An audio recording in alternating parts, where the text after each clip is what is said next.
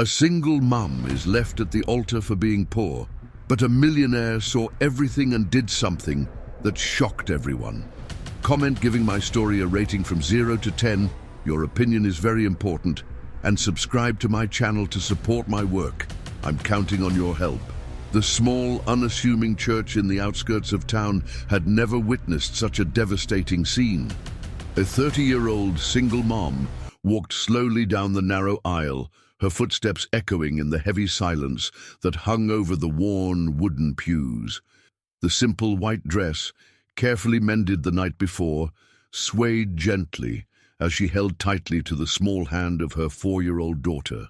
The little girl, dressed as a flower girl in a pink dress borrowed from a neighbor, looked around with wide, curious eyes, not understanding the tension that grew with each step they took. The modest altar was decorated with flowers picked from the small garden behind the church, and the pastor waited with a nervous smile. She took a deep breath, trying to calm her racing heart. After years of struggling as a single mum, working 3 different jobs to support her daughter, she had finally found someone who promised to take care of them both. Or at least, that's what she believed until that moment. When she reached the altar, the groom waited for her with a strange expression on his face. His eyes avoided hers, and sweat dripped down his forehead despite the morning chill. The few guests present whispered softly, creating a constant murmur that made her feel even more exposed. Her daughter stood beside her, smiling innocently at the man who was supposed to become her stepfather. The pastor began the ceremony with a solemn voice, but before he could even finish the first words, the groom took a step back. His hands trembled visibly, and he looked at her with a mixture of contempt and panic that chilled her blood. "I can't do this," he shouted suddenly, his voice echoing through the walls of the church. "I can't marry someone so poor. You're only going to bring problems into my life." The silence that followed was deafening. She felt as if the ground had disappeared beneath her feet. His words cut like razors, each syllable a public humiliation that left her naked before all those present. Tears began to run down her face, but she remained standing, trying to protect her daughter, who was starting to cry in fright. The whispers became more audible. People pointed at her, shaking their heads in disapproval and pity. Some laughed quietly, as if they were watching a pathetic spectacle. She wanted to run, to disappear, but her legs wouldn't obey. The humiliation was so intense that it felt physical, weighing on her shoulders like a gigantic rock. Among those present, sitting discreetly in the last pew, a 30-year-old man watched the scene with growing indignation. He had arrived there by mistake, looking for a different church, where he was supposed to meet a business partner to discuss the construction of a new residential development. The owner of one of the largest construction companies in the area, he was used to solving problems with coldness and pragmatism. Relationships had always been secondary matters in his life, mere details that didn't interfere with his multi-million-dollar deals. But something in that woman's dignity, in the way she remained standing despite the cruelty she faced, awakened in him an emotion he hadn't felt in years. His fortune accumulated through strategic investments, and a keen eye for real estate opportunities had never served for anything other than multiplying his wealth. At that moment, watching that scene of humiliation, he felt for the first time the impulse to use his money for something that really mattered. Without thinking twice, he stood up. His firm steps echoed through the church as he walked toward the altar. All eyes turned to him, including those of the single mom, who stared at him with confusion and terror, wondering if this was yet another form of public humiliation. The millionaire stopped before her, completely ignoring the groom, who was retreating even further. With a clear and firm voice that carried all the authority of someone who commanded dozens of employees and moved millions in business, he said loudly enough for everyone to hear, "A woman with such dignity deserves an opportunity. I have an opening for a cleaner in the main office of my construction company. If you're interested, the job is yours." Absolute silence took over the church. She stared at him without being able to process whether it was real or just another cruel form of mockery. Her tears stopped falling for a moment, replaced by an expression of complete disbelief. Her daughter held tightly to her hand, feeling the tension in the air without understanding what was happening. The millionaire extended an elegant business card, his eyes meeting hers for the first time. In that brief contact, something inexplicable passed between them, a spark that neither could name, but that both would feel grow in the following months in ways they could never have imagined at that moment of humiliation and unexpected hope.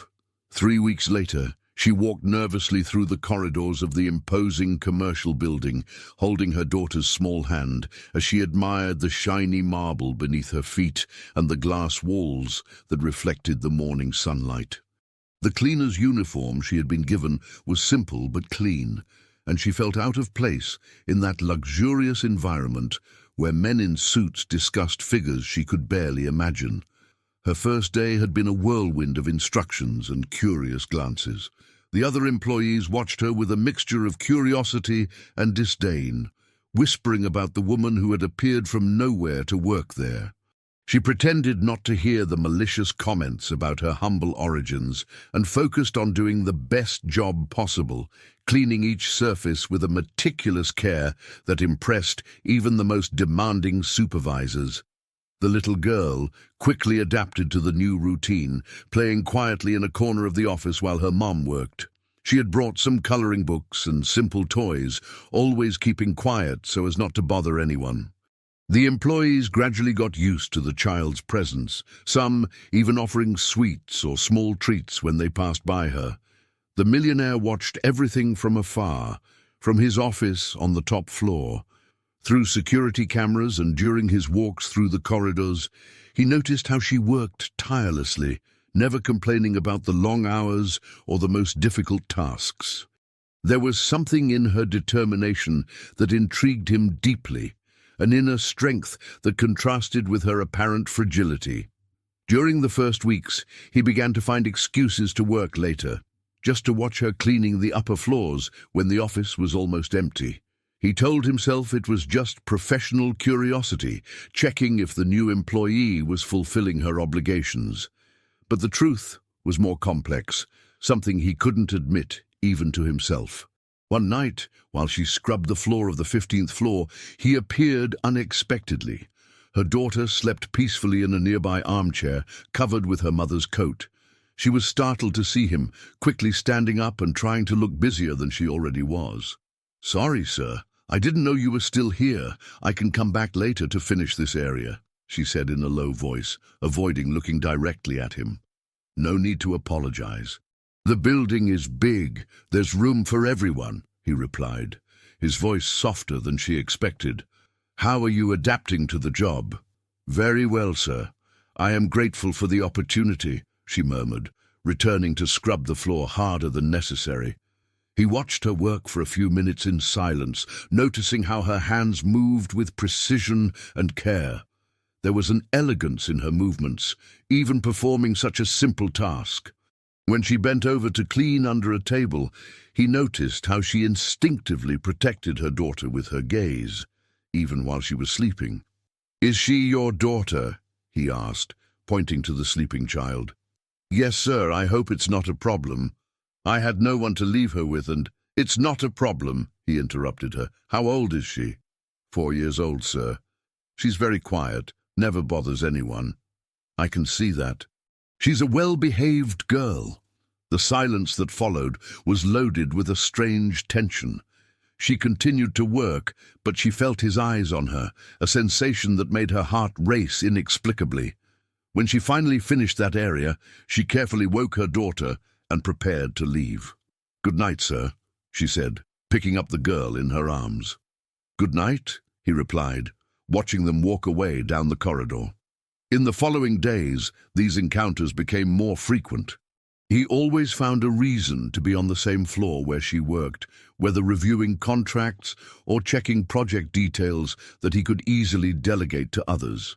She began to wait for those moments, although she felt confused and scared by the emotions that were beginning to awaken.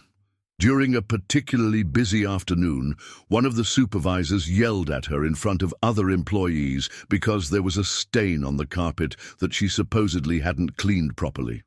The public humiliation brought back all the painful memories of her wedding day, and she felt tears stinging her eyes. The millionaire witnessed the scene from afar and felt a wave of anger that surprised him. He had built his empire being known for his calculating coldness, never allowing emotions to interfere with his business decisions. But seeing that woman being humiliated awakened in him a protective instinct he didn't know he possessed. Later that day, the supervisor who had yelled at her was discreetly transferred to another position, allegedly due to internal reorganization. She never knew that it had been him who had made that decision, but she noticed that the other employees began to treat her with more respect after the incident. A violent storm formed during a Friday night, just as she was finishing her shift on the 20th floor. The rain beat hard against the windows, and the winds howled like ghosts. The power flickered constantly, creating a gloomy and unsettling environment. When she went down with her daughter to leave the building, she discovered that the elevator had stopped working due to a power outage. The emergency stairs were locked for security purposes that could only be resolved the next day. They were stuck on the 15th floor, and the storm showed signs that it would last all night. The girl began to cry in fear of the thunder, and she comforted her while trying to find a solution. It was then that he appeared, climbing the stairs with a flashlight in his hand. He had stayed working late and faced the same problem. "Looks like we're stuck here for a while," he said, illuminating the dark corridor. The storm knocked down several power lines in the area. "My daughter is scared," she explained, stroking the girl's hair. "I don't know what to do. Come to my office. I have an emergency generator there. It will be more comfortable." She hesitated for a moment, but another loud thunder made the decision for her. They followed him through the dark corridors to his spacious executive office, where large windows offered a panoramic view of the city under the storm. The generator provided enough light, and there was a comfortable couch where the girl could rest. For the first time since they met, they talked like two ordinary people, not as boss and employee.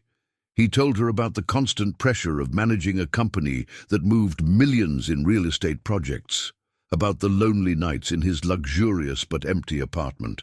She spoke about the fears of raising a daughter alone, about the dreams she had abandoned to survive.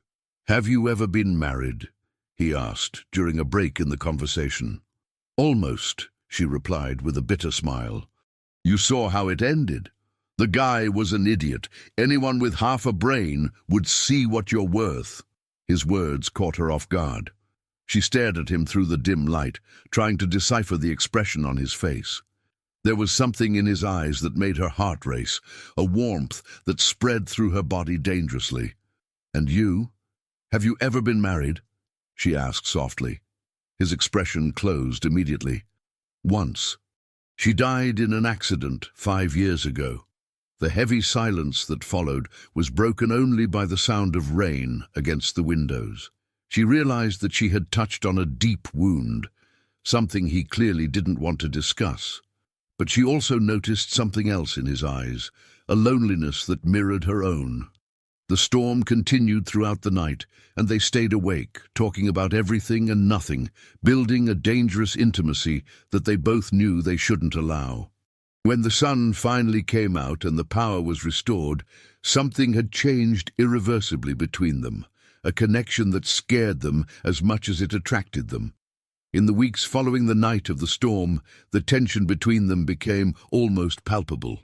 He began to appear in the corridors more frequently, always finding a professional excuse to be around when she worked.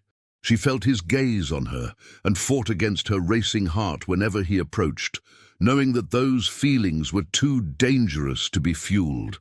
During a particularly hectic morning, she received a desperate call from her daughter's school. The girl had fallen ill during class and needed to be taken to the hospital urgently. Her hands trembled as she explained the situation to her supervisor, asking permission to leave early. The man looked at her with irritation, reminding her that employees couldn't just abandon their obligations. "My daughter is sick. I need to take her to the doctor," she insisted, trying to keep her voice steady despite the desperation she felt. "And what does that have to do with your job here? You are hired to clean, not to run after a sick child." The cruel words echoed through the corridor, and she felt tears threatening to fall. It was then that a firm voice cut through the air behind her. "She can go. I authorize it," said the millionaire, appearing as if he had emerged from nowhere. "And you," he addressed the supervisor with an icy tone that made the man recoil, "will learn to treat my employees with respect, or you will look for a job elsewhere." She stared at him with gratitude and confusion mixed, not understanding why he was intervening in her favor so directly. He avoided her gaze, maintaining a professional expression, but something in his posture revealed a concern that went beyond simple business courtesy. At the hospital, she discovered that her daughter had developed a severe respiratory infection, a consequence of complications from her premature birth. The doctors explained that she would need an expensive and prolonged treatment, with medications that cost more than she earned in 2 months. She sat in the cold hospital corridor, holding her daughter's small, warm hand, feeling the weight of impossibility on her shoulders. 2 weeks later, when she was still struggling to get the money needed for treatment through impossible loans and humiliating favors, she discovered that all the medical bills had been paid anonymously. The hospital refused to reveal who had made the payment, claiming an express request for confidentiality from the benefactor. She knew. Her heart knew, even if her mind tried to find other explanations. That night, after all the employees had left, she went up to the top floor with a determination she hadn't felt in years. She found him in his office, poring over contracts and spreadsheets that showed impressive numbers from his investments in real estate funds. "It was you, wasn't it?" she asked bluntly, entering the room without knocking. He looked up from the papers, and for a moment his mask of business coldness slipped. "I don't know what you're talking about." "The hospital bills. You paid for everything, didn't you?" His silence was answer enough. She approached the table, her hands trembling with emotion. "Why?" she whispered. "Why would you do that for us?" He stood up slowly, walking around the table until he was standing before her. The proximity made her feel his masculine perfume, an expensive fragrance that contrasted with the smell of cleaning products that always accompanied her. "Because your daughter shouldn't suffer for lack of resources," he said, his voice hoarser than he intended. "And because you care about what happens to us," she insisted, raising her face to look at him. The question hung in the air between them like an unspoken confession. He reached out, almost touching her face, but stopped at the last second, as if suddenly remembering all the reasons why it was impossible. "You should go home," he murmured, stepping back. "It's late." But she didn't move. "I can't accept your charity. Not like this." "It's not charity. It's—" he hesitated, struggling with words he had never needed to use before. "It's what any decent person would do." "Liar," she said softly. "You don't do that for anyone. You barely know your other employees by name." The truth in her words hit him like a punch. She was right, and they both knew it. He had built an empire based on emotional detachment, treating people as numbers on spreadsheets. But with her, it was different, dangerously different. "I'm going to pay you back," she said with determination. "Every penny. I don't know how, but I will." "You don't have to." "Yes, I do. I can't be in debt to you. Not like this." In the following days, the tension between them intensified. She worked even harder, arriving earlier and leaving later, as if she could repay the debt through sheer effort. He watched her consume herself with worry and hated himself for having created that situation, but he couldn't regret having helped. The rumors started subtly. Whispers in the corridors about the special attention the cleaner was receiving from the boss. Malicious comments about special favors and preferential treatment. She felt the judgmental glances and the conversations that stopped abruptly when she passed by. A particularly venomous secretary didn't hold back during lunch break. It's obvious she's getting extra benefits. No one pays employee hospital bills out of kindness. The words were said loud enough for her to hear. Her face burned with humiliation, but she held her head high and continued to work. Her daughter, playing nearby, noticed the tension in her mother and approached, holding her hand with a concern that broke her heart. The situation exploded during a team meeting when one of the managers made a crude joke about extra services in front of everyone. The cruel laughter that followed was interrupted abruptly when the millionaire appeared in the doorway of the conference room. "May I ask what's so funny?" His voice cut through the air like a knife. The awkward silence that followed was broken only by the sound of chairs shifting nervously. The manager who had made the joke visibly paled. "It wasn't anything important, sir, just casual conversation." "Casual conversation that involves defaming an exemplary employee?" He entered the room, his presence completely dominating the environment. "I'm sure everyone here has enough work to occupy themselves with instead of making up gossip." Later that day, she confronted him again in his office, this time with angry tears in her eyes. "You're making everything worse," she said without preamble. "Your interference is only fueling more rumors. I can't stand by and watch you be humiliated." "Why not? That's what people like me are used to." "But your protective gestures are making them think." "Think what?" He stood up, approaching her dangerously. "That there's something between us." The words came out in an almost inaudible whisper. The silence that followed was charged with a sexual tension that neither could deny any longer. He was so close that she could feel the heat of his body, see the small lines around his eyes that spoke of sleepless nights and heavy responsibilities. "And is there?" he asked, his voice just a murmur. She closed her eyes, fighting against all the sensations her body was experiencing. "There can't be." "Why not?" "Because we're from different worlds, because you're my boss, because I'm just a cleaner with a daughter to raise, because it would destroy both of us." "What if I didn't care about that?" She opened her eyes, finding his fixed on her face with an intensity that made her tremble. "But I do. I can't lose this job. I can't risk my daughter's future for something that can't work out." He recoiled, as if he had been slapped, and she took the moment to leave the room before her determination completely crumbled. That night, alone in her small apartment, she made a decision that was tearing her apart inside.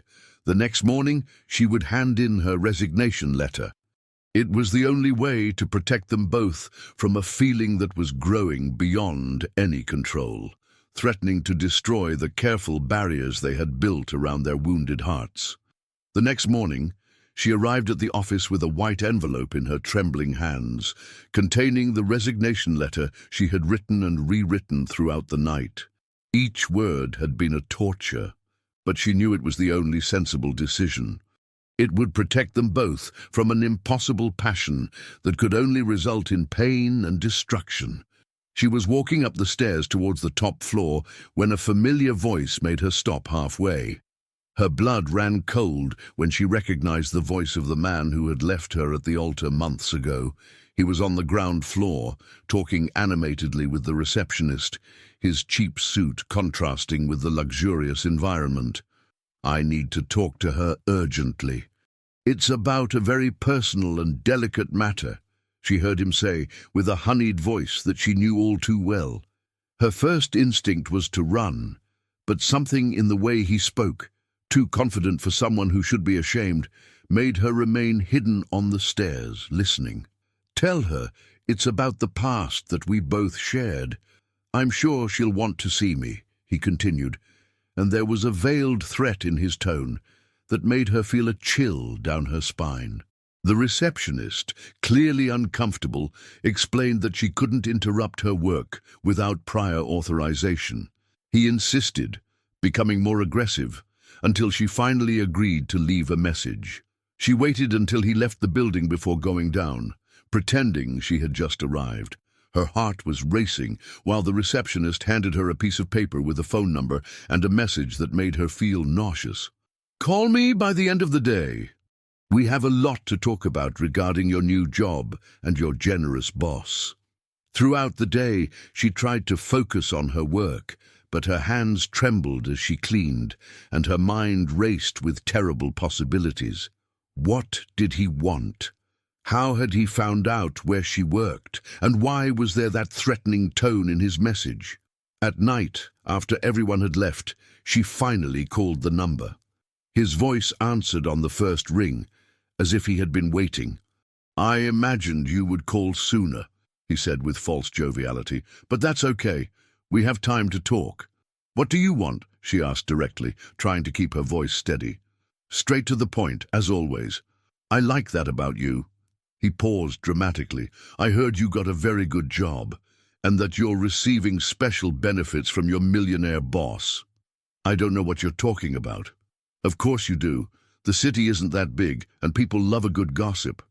Especially about a cleaner who can suddenly pay expensive hospital bills." She felt as if the ground was collapsing beneath her feet. "How do you know about—" "I know a lot. I know you two were alone in the building during a storm. I know he interferes personally whenever someone treats you badly. I know people are whispering about you two." "And what does that have to do with you?" she managed to say, although her voice was failing. "It has everything to do with me. You see, I'm going through some financial difficulties, and I found out that juicy stories about respected businessmen and their special employees are worth a lot of money, especially to the local newspapers." The threat was clear now. Blackmail. He was trying to blackmail them. "You can't prove anything because there's nothing to prove," she said, trying to sound more confident than she felt. "I don't need to prove it. I just need to plant the seed of doubt. Imagine the headline: Millionaire pays employees medical bills in exchange for special favors. Even if it's a lie, the damage will be done. His reputation will be tarnished, and you know how society treats women like you." Tears of anger and fear began to run down her face. "How much do you want?" 500,000. An insignificant amount for someone with his fortune. The figure took her breath away. It was more money than she could save in 10 lifetimes. "I don't have that money, and I can't ask him for it."